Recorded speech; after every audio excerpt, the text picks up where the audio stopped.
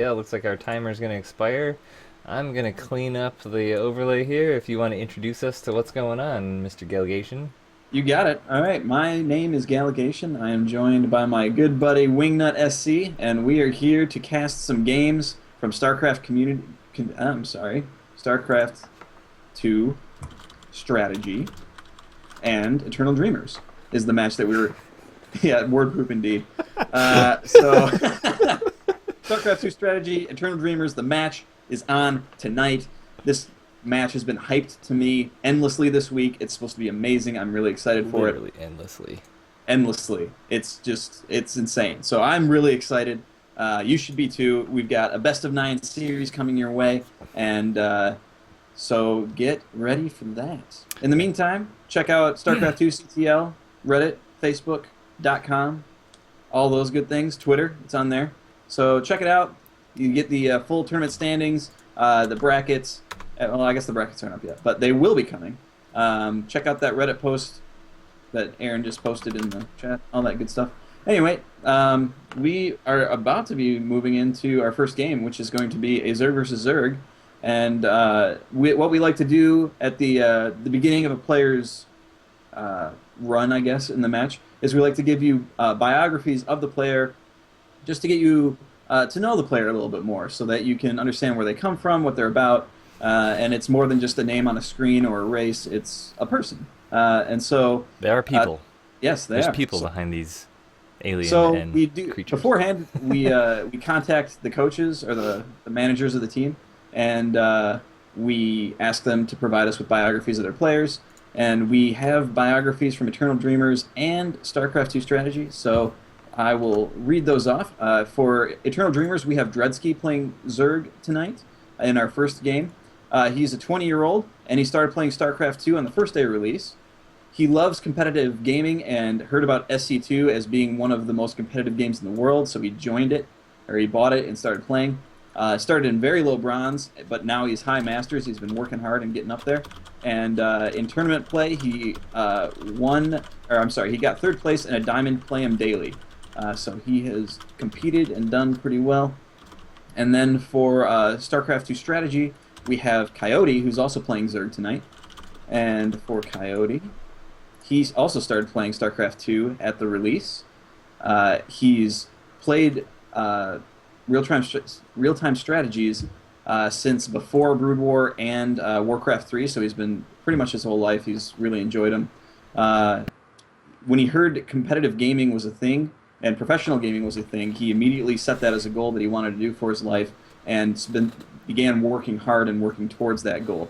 So he's continuing to work towards that, and his advice is to work as hard as you can to make your dream come true, and quitting is not an option, no matter what. Words to live by. That's right. Hi, Luna SC2. This is the StarCraft 2 Community Team League, so it's all about the community, it's all about you, it's all about the players. We want to involve everybody as much as possible, so interact with us in chat. We'd be happy to talk to you as the matches are going on. If you have questions, comments, just let us know. We want to hear from you. And with that, I think we're ready to jump in, yeah? We are ready. Eternal Dreamers, StarCraft 2 Strategy, Dredsky versus Coyote. Let's do this. All right, and in our lower left-hand corner, we've got our Zerg player. He is from Team StarCraft 2 Strategy. It is Coyote. And in the bottom right-hand corner, our other Zerg player, representing Eternal Dreamers, it is Dredsky. Starting right out with a ZVZ. That's right. Definitely one of the more interesting matchups. The mirrors, I think, have gotten a bit more interesting in Heart of the Swarm. What do you think? You know, I do agree that mirrors have gotten more interesting. Zerg versus Zerg, in my mind, really hasn't changed a whole lot in the entirety of StarCraft. And maybe that's just my ignorance speaking, but it just seems like it's Ling, Baneling, Muta every time. And I do like the Spore Crawler buff against Bio that has made Mutas a little bit, less powerful, I guess, or harder to use. But you still see that play quite a bit. At least the harassment side of it, anyway. Yeah, that's right. So it's interesting. One of my favorite things about Zerg versus Zerg, though, is the early game when you have Lings and Banelings and you're running around and you're trying to get any damage in without losing much, and it's really high stakes playing. if banelings pop on the wrong thing, you could be losing 3 banelings. You could lose a giant group of lings, or if they are able to get a single ling against your baneling, that pops and you're behind that way. It's just very, very intense at that point in the game. Looks like we've got identical mirror builds from each other. Both players putting down hatches at 16. So it's hatch first from both of our players. It's this map is just split down the middle, aside from this one overlord that's just not doing his job. Everything else is exactly mirrored. Actually, this is pretty close because the other one's just a wee bit more out. But pool coming down now for Coyote. And Whereas Dretzky's chosen to do the extractor first, so he's going to be getting that gas a little bit earlier and be able to cook speed pretty much as soon as that pool pops. yeah, definitely the gas. Well, it looks like Coyote's getting his gas too. So both players are going to be getting semi-early gas, although Dredsky's is going to be earlier than Coyote's. So the speed is the timing you get that is definitely a huge thing. The in-game banter here is saying stop chatting and play attention to the game. Also, the rate at which the banelings come out. Yeah, absolutely. Luna SC2 says, just wondering, is it possible to play a game? Are you joking us? Are you joking with us now? What does that mean, man? Queen being produced out of the natural hatchery of Coyote. He's going to be ahead in the queen count, while Dredsky's going for the fast speed, ultra fast speed coming out. So he's going to have that definitely many seconds before. Yep. We need a moderator. He has decided not to take his drones out of the extractor, which means that he's going to be getting that gas up, and he's going to be able to get a baneling nest sooner. Although he has the gas now, and he doesn't have the minerals though, so he'll be waiting. I guess not for those minerals. He's just going to keep getting that gas. Yep, looks like possibly a baneling transition coming down, or if he decides to end up putting down. Yep, there comes the baneling nest from him. Actually, he's putting it right out in front, so it's definitely not going to be a secret. No, sir. Both players continuing to drone, though, which is smart at this stage of the game. There are 4 lings out for Dredsky. He's going to go in and see what damage he can do, get a little scouting in if possible. And, you see an evolution chamber going down for Coyote right next to his natural expansion there. So he might be going for some early upgrades or just trying to play a little bit of SimCity. While we're waiting to see what happens here, you'll notice we do not have a mod in chat at the moment. So if you're interested in possibly being a chat mod for SC2CTL, please email adult@sc2ctl.com. We could use your help. As the lings come into Dredsky's base, it's just going to be 2, so it's going to be a good scout. He's going to see what's up, see the timing, see only 1 gas, and the Queen's going to clean that up pretty easily. Hey, someone is modding. That's cool. I took care of it. Good work. Why not? 2 banelings are morphing at the top of the ramp in the main of Dredsky. Those are likely just going to be defensive banelings to hold off against potentially these 6 lings that are coming across the map for Coyote. 2 queens at the ramp, ready to block anything off. 10 more lings in production also for Dredsky, so he's going to have a nice swell of lings here. These lings are going to have a little fight here in the mineral line. Looks like Dredsky's going to clean it up easily, not even have to use the banelings, as he's got his big swell of lings coming out.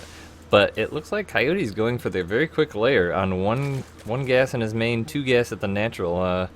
Do you suspect this is, now that mutas aren't quite as powerful in the harassment department, it's been almost 50-50 the players going for either muta or swarm host. What's your prediction? Because my predictions are always wrong. I'm going to continue to predict mutas in this. But these lings are moving across the map. There's not a lot in Coyote's base here, although he did just pop a bunch of lings, so may save him. 1 ling moving forward to see if there's any banelings, and meeting the group of lings, going to chase that right on out.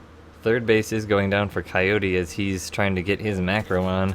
1 ling scouting it out, going to poke away at it, but he's going to bring all his lings back and find that. He does have great overlord placement. If we look at his vision, Coyote can see literally everything. Almost every attack path is covered, so he will know exactly what's headed his way. He also can see that this expansion is going down from Dredsky. And he's going to move out with all of his lings to try and deal with that right away. But 3 banelings are being morphed in along with a handful of lings. 2 more banelings. Looks like 1 more baneling coming down the ramp, so he's going to probably easily be able to hold this off. But is he going to get the cancel? A lot of lings there doing a lot of damage. The lings come into, and he does get the cancel, so that's going to be a big advantage for Coyote as his third base is still going down. Those banelings are still there, though. Oh, banelings for Coyote are coming in as well. Baneling's moving forward to do a little bit of damage. They're running into each other, but not detonating. Good detonation for Coyote. Spinecrawler's taking care of the next ones. And now Coyote's Lings are in the natural of Dredsky, and the Banelings are falling behind. They're not there to do the damage. One goes off. The Coyote's Lings are getting cleaned up here, but he's doing some decent damage. Yeah, as we see a Spire coming down from Dredsky also, so if he can hold this off, he's going to be able to pop out those mutas. He does have quite a bit of gas banked up, so if he can hold strong here, which it looks like he is. He's got a few Lings moving out. There's going to be a nice wave of mutas coming in. By the time that Spire pops, he's going to be able to create 8 or 9 mutas, it looks like. Coyote is actually going for roaches at this point. 3 roaches are out on the field. I'm sorry, a little bit more than that. Looking at like Coyote's 14, base, actually. it looks like there's no Spore Crawlers either, so this he's not scouted out this Spire. There's going to be a few roaches to hold these Lings off, but depends on what he decides to do. I mean, the Spire is finished, but we haven't seen any mutas come out yet. He's still banking up a ton of gas. +1 air attacks coming down, 1,200 gas in the bank. Is he going to start saving up minerals now to just make a huge wave of mutas? You know, he probably wants to, although his supply hasn't been as high as he wanted it to be. He's got to keep putting those overlords out, so he's not able to get the huge swell that he'd like. He does have the attack upgrade for flying going down and 6 mutas in production right now. But 7 spore crawlers going down for Coyote, so he senses this is going to happen, and those spore crawlers are really going to shut down those mutas. And now the roaches are moving across the map, and there's not a lot there to deal with it. There's a handful of Lings and Banelings, and the mutas are there, but mutas take a lot of shots on roaches before a roach will go down. Yeah, these mutas are definitely going to do a number to these roaches, and the roaches are going to come in, target the queen down, get in a good position to hold off these Lings. Lings cannot get any surface area on those roaches. Couple low roaches, one does go down, but the other one is going to be able to stay alive as he's going to focus his hatch down now. 4 Lings poking away at the roaches, 5 and 6 mutas come in now, but the damage is just not going to be enough to deal with these roaches. The hatch is going to go down. He's going to likely just bypass these spinecrawlers. Oh, is he? Yeah, he's moving a few roaches up the ramp to see what he can get done. He almost saved that hatch as Coyote decided to pull back a little bit. 2 roaches going up in the base to scout what they can see. Looks like those mutas are going to clean it up. Looks like the swell of mutas did get just big enough to hold that off before it got to be too bad there. But he did lose that base. He did lose that base, and that is a big deal as Coyote is on 3 bases. He is mining from that. And, you know, Coyote's got to be feeling good about having put down all of those spore crawlers. Pathogen glands is going down now, so it looks like Coyote's going to be looking towards some infestor play here as he's getting the infestor energy upgrade. Does have queens at the ramp to try and deflect any attacks coming in with the mutas. The mutas are going to come in and see what they can do with a handful of Lings, but there's a lot of spore crawlers around. Those are going to do massive damage to the mutas if they end up poking their way up in there. Yep, absolutely. It's like 2 spore crawlers each base. He's well covered. Yeah, he totally is. 7 infestors in production, and that's definitely the right move. If he can get a fungal on those mutas, they will all go down, and that is a big investment. That will be gone. So, big transition time now for both our players. Coyote seems to be moving into his Roach Infestor play here as he's getting +2 attack upgrades, but Dredsky hasn't seemed to really solidify what he wants. I mean, he's going for glial reconstitution, so speed upgrade, as well as his +1 attack, +1 carapace for his ranged units, as well as 10 roaches. So he's transitioning a bit too away from these mutas now that he's got quite a ball and putting down his 3rd base again.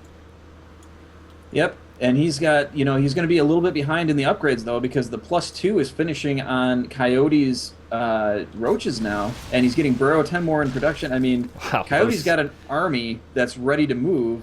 And Dredsky doesn't really have a whole lot. He's trying to get some poking damage in with those mutas, but those spore crawlers are positioned so well. Spore crawlers do so much damage to those mutas. It's unbelievable. He's just not going to be able to get a lot of damage done with those. And now he's going to go... I mean, he's been cleaning up the overlords as he's able to. But, you know, I just... He's really got to buy some time here if he wants to have a chance in this game. Dredsky now putting down his 4th base as his 3rd finishes again. Coyote's still unaware that if he's remade that... Oh, those infestors, are they going to get the fungal on the mutas? Oh, only 3. 3 huge grabs, only and those 3 are going to go down. Yeah, so he's going to lose a handful of mutas, but not quite the effect he wanted. He really wanted to grab all those, but that projectile fungal growth really really changing the tide of that there, as opposed to... Oh, there's a handful of Banelings up here from Dredsky I haven't been seeing. They are not going to be able to get in, though, with that rock pile there. So they're just kind of hanging out for now. And one Muta does fall to the Spore Crawler while trying to get into position to do some economic damage.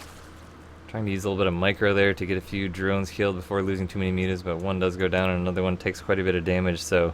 Roach Hydra going across the map for Coyote. Now the Infester's going to try and deal with the Mutalisks, but they are going to now join up with their army buddies. A group of Banelings now coming back from their sleeping slumber position to come into these drones. There's only one Spine Crawler, a handful of Queens. Is he going to be able to keep these out for doing a ton of damage? No! Huge connection on those drones.